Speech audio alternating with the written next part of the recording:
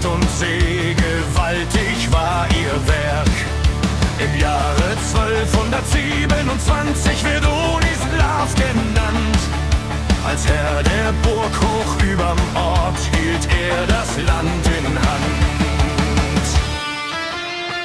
Die Burg auf dem Berg, sie sah die Zeiten gehen, sie sah die Stadt entstehen und Menschen kommen gehen. Die Burg auf dem Berg, hoch über Röbelstamm, was längst vergangen scheint, lebt weiter in dem Land.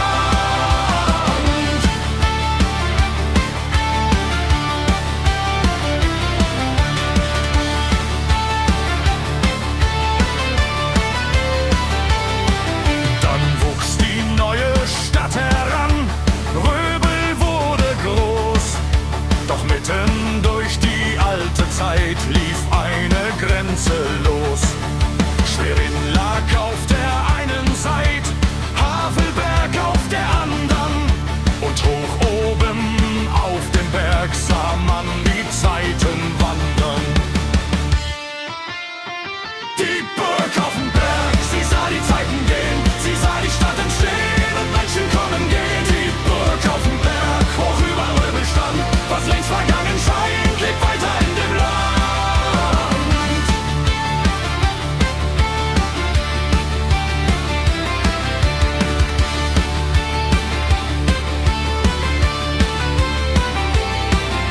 Dann kamen Krieg und fremde Macht, die Burg hielt nicht mehr stand. Stein um Stein fiel alles ein, bis nichts mehr übrig blieb. Nur dieser alte Hügel blieb, wo einst die Festung stand. Der Wind zieht heut noch über ihm, weit über Stadt und Land. Kein Tor führt mehr zur Burg hinauf, kein Turm ragt in den Himmel. Doch tief unter Gras und Erde schläft noch ein Stück davon.